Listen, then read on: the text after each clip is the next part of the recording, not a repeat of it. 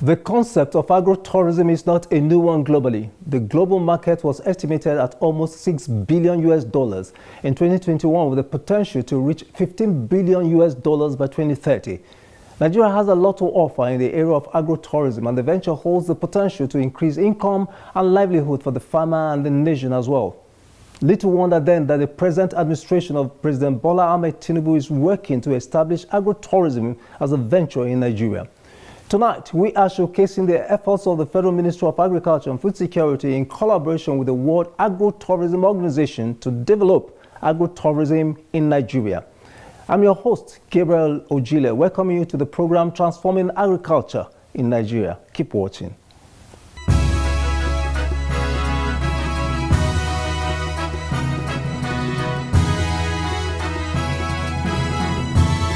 Every part of Nigeria has something to offer.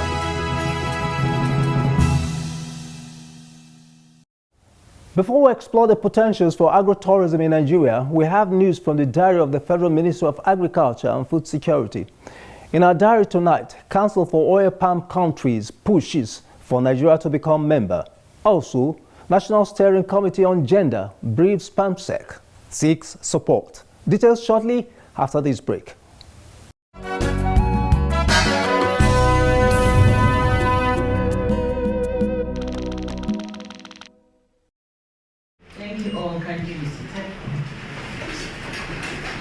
Delegations from Council of Oil Palm Producing Countries recently visited the Federal Ministry of Agriculture and Food Security to encourage Nigeria to become a member of the Council to reap the benefits therein. The largest palm oil producing country in the Africa continent. Speaking during the visit, the Secretary General, Council of Oil Palm Producing Countries, Rizal Afandi Lukman, stated that the Council assists member countries to improve the productivity of oil palm in their various countries, and if Nigeria becomes a member, it would enhance the productivity of the oil palm industry in Nigeria. We are also offering the collaboration as well as also in working together under the Council of Palm Oil Producing Country in improving the productivity of the palm oil in the respective members, as well as also in countering the negative image of the palm oil globally. So I would like to welcome you to Nigeria. In his reaction, the Minister of Agriculture and Food Security, Senator Abubakar Kyari, appreciated the delegation for the visit. Senator Kyari further stated that the ministry would examine the benefits of being a member of the council, and if it aligns with the renewed hope agenda of the president, the country would be glad to be a member. There's a belief here that actually the story that has gone in the past that even Malaysia and Indonesia came and got palm from Nigeria. So, but we still want to believe that it's true. However, we still have as a country a huge deficit in terms of production and even our domestic needs. Let alone the potentials that it can bring for us for export. Yeah. And if we can have joint cooperation and partnership from those that have been in the business, that have developed the business to the next level, that is to say Malaysia and Indonesia, it will be of great interest to us. More than 80% of the palm trees you find in Also Nigeria. Speaking during the visit, the National President, National Palm Produce Association of Nigeria, Alphonsus Inyang, appreciated the ministers and the management of the ministry for taking oil palm seriously. Alphonsus further appealed to the ministry to further support the smallholder farmers to replant the new varieties of oil palm and utilize the older palm for other industrial purposes. The focus shouldn't only be about increasing yield, but replanting process. It is a huge problem. More than 80% of the palm trees you find in Nigeria have all become biomass. Now the smallholders doesn't have the resources to deal with the situation of managing these wild palms. Most of them are older than me. I'm above 50, and they are still standing. The smallholders are afraid to cut them down because number one, they don't know what to do with the palm trunk. Number two, they don't have enough money for regenerative agriculture for replanting. And now this has become issue, and the biomass are wasting, and this biomass can actually be processed into a huge economy, not only for the smallholders, for the national economy and for the export market.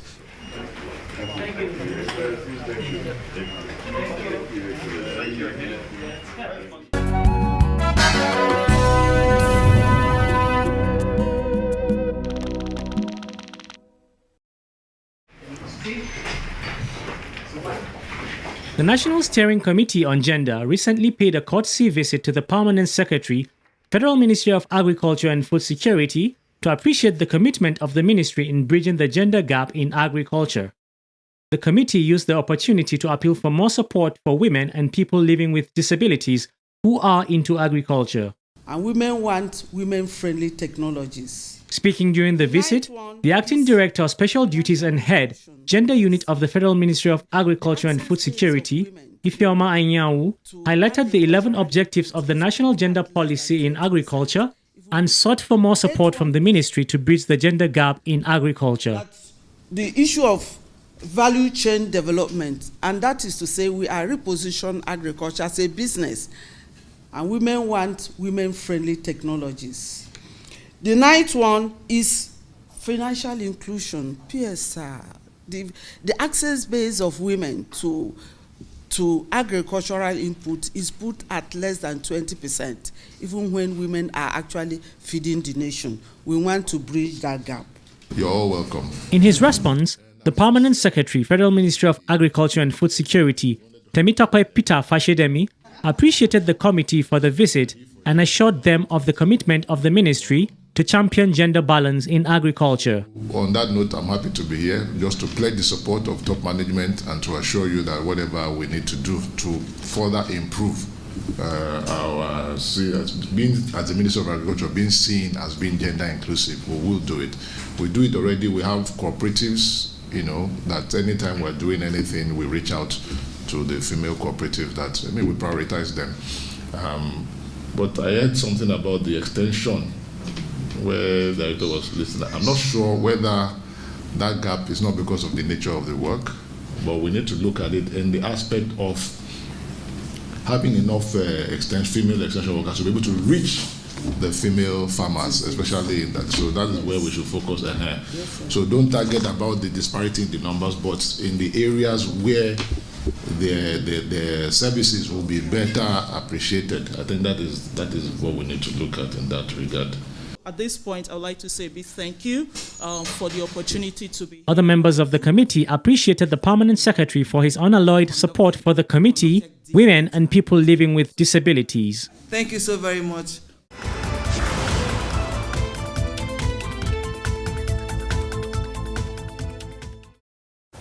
Imagine agro-tourism sites in each of the 774 local governments of Nigeria, where local and international tourists could visit to know more about the type of crops grown, the different delicacies of different tribes and communities, animal husbandry, agro-processing, and a lot of other interesting aspects of agricultural value chain. Imagine the boost that will bring to food security and income generation. In our next segment, records of the Federal Ministry of Agriculture and Food Security, we are focusing on agro-tourism potentials in Nigeria, on the proposed agro-tourism villages in Nigeria, and the efforts of government and other stakeholders to develop agro-tourism in Nigeria. Sit back and enjoy.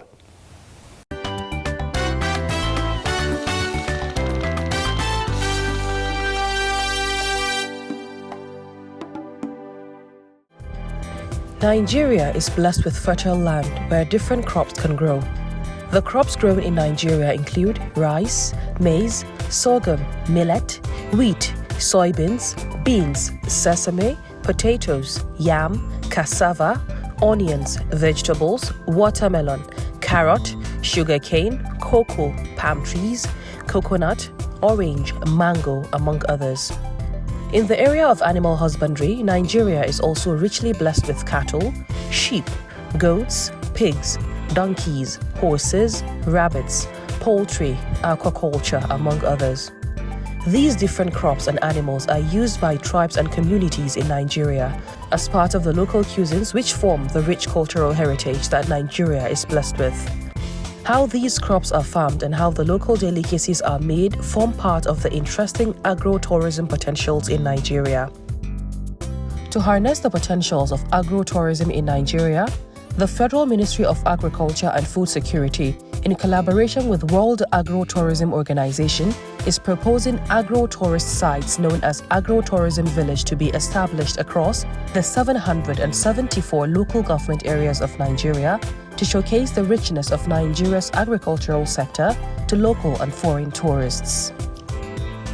The proposed agro-tourism village is expected to have residential areas, housing development, cultural center for cultural festivals, silos for storage of crops produced, school complex, learning center, recreation and sports center, cattle ranch, good road network, processing factories, banking area, fueling station, among other facilities.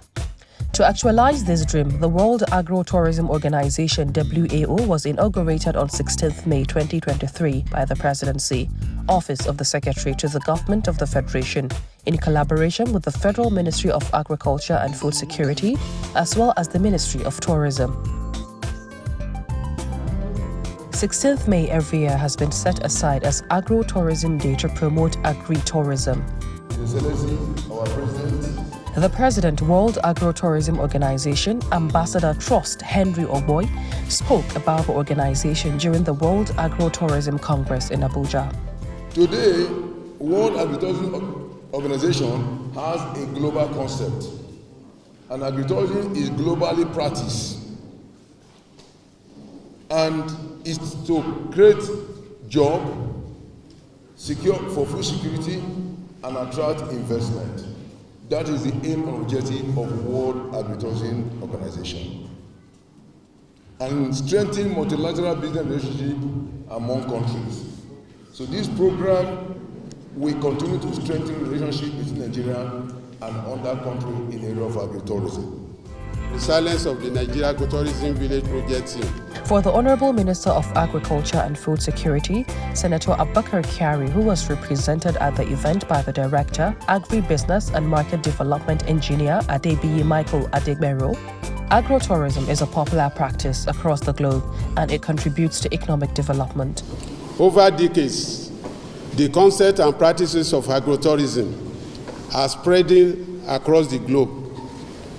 The activities are well practiced in many countries, such as Italy, United States of America, United Kingdom, Germany, Spain, France, Poland, Malaysia, Indonesia, to mention but few, where it provides numerous benefits for both agriculture and tourism, as well as for the rural populace and regions in many countries, which international tourist arrival have grown with significant contribution to world economy. Engineer Adegbero said that the Federal Ministry of Agriculture and Food Security is committed to providing an enabling environment to anyone that wishes to invest in agro-tourism in Nigeria.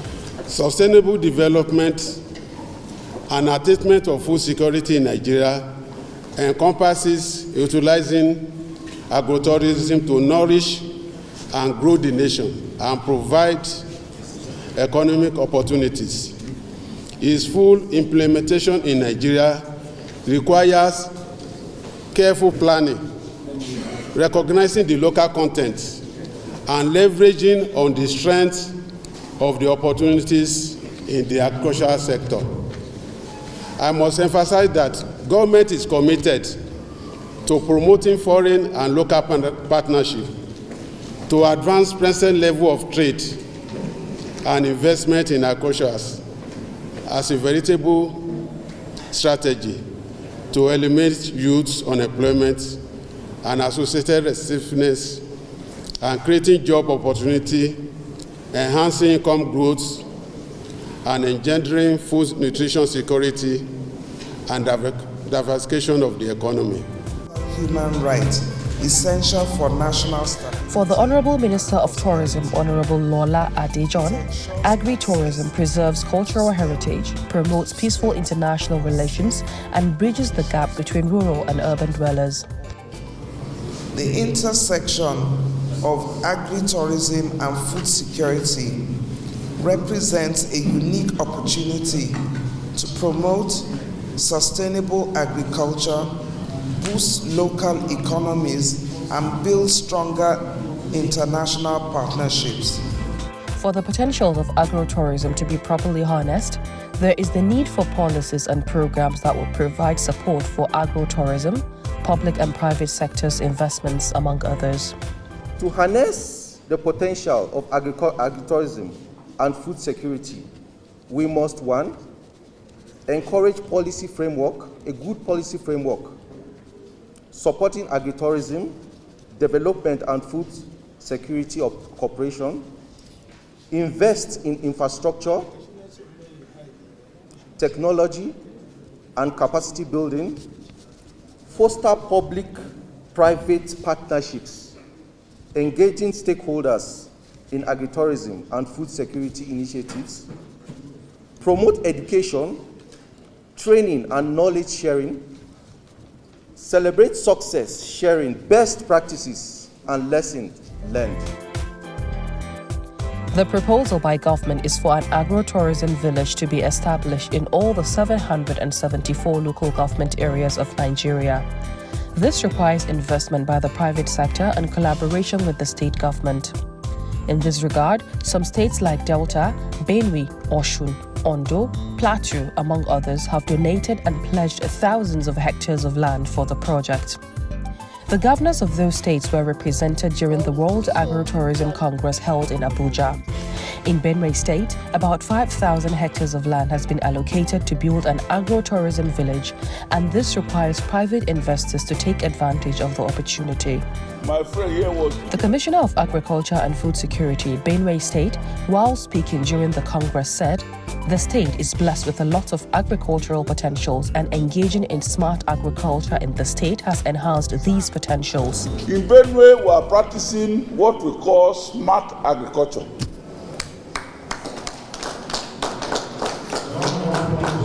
Smart agriculture, very easy. That is what the governor is doing, and he has supported us with, we know this one, very easy. We use early maturing varieties of crops. All crops that you know, including cassava, including yams, they have the early maturing types. Please try to plant them. Many crops were lost due to the drought. In Benue, most of our farmers harvested our first batch of crops before this drought set in August. We plant early maturing varieties. Osun State government also pledged to support the project in the state and tap the benefits therein. By the time I was coming, I briefed my governor on this project, and he's so much keen and ready to key into this project, and has ordered that the Commissioner for Agric in the state and myself, that we should come on board and ensure that we have a sizable number of land in Osun State. So between now and the next 2 weeks, I want to assure the President that Osun State will be among the list that will be counted as a key into the project. For the representative of the governor of Ondo State, agro-tourism would reduce urban migration, reduce insecurity, among others. So the only thing to do is probably create a situation where we can actually put tourism ideas into those particular vacuum. If we have capacity of a farmer, for example, who can do a lot of clearing, we can create other things apart from doing their own business. We can create other things that we involve tourism around that particular business. So we can keep that place out of void and being able to protect whatever we need to do in that particular area. Plateau State was represented at the World Agro-tourism Congress and also pledged support for the project. He's giving you the support that he's going to be there for you. During the World Agro-tourism Congress, private investors from Brazil, California, and Nigeria were on ground. Ambassadors of Burundi, Kenya, and a host of other countries were also present and pledged their support for the project. For the president, All Farmers Progressive Association, agriculture is the only solution to food insecurity, and investing in agro-tourism would bring back the lost glory of agriculture in the country. Where was Nigeria when they declared us to be the giant of Africa? It was through agriculture. But with the advent of oil, we have dropped the agriculture and we are running after oil. How many of us have access to oil? Only few. But I assure you today, agriculture stands to guarantee 70% of Nigerian labor force, if properly harnessed.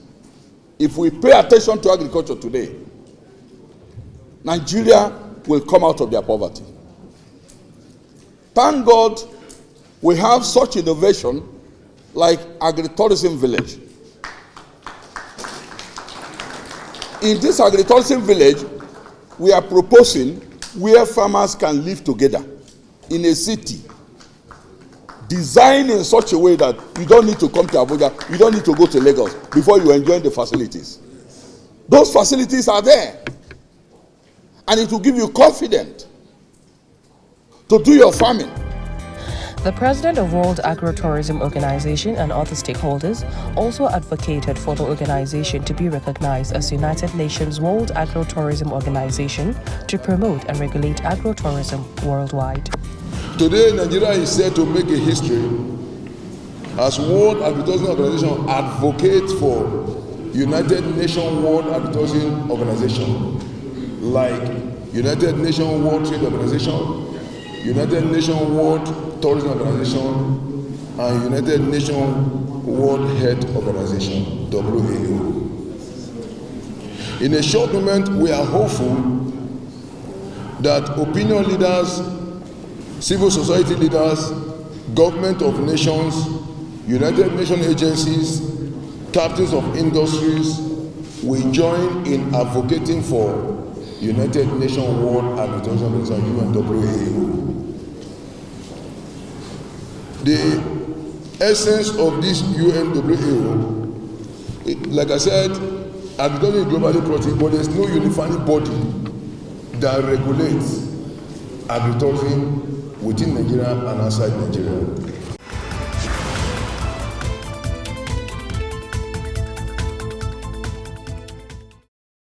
The development of agro-tourism in Nigeria is an investment opportunity for both local and foreign investors. The Department of Agribusiness and Market Development of the Federal Ministry of Agriculture and Food Security is committed to providing guidance and further information for stakeholders and investors interested in agro-tourism in Nigeria. The outlook is good, with government working to provide a conducive environment for the project to thrive. This is where we draw the curtains tonight. Keep a date with us, same time, same station next week for another interesting episode of Transforming Agriculture in Nigeria. I am Gabriel Ojile. Do have a pleasant night rest and bye for now.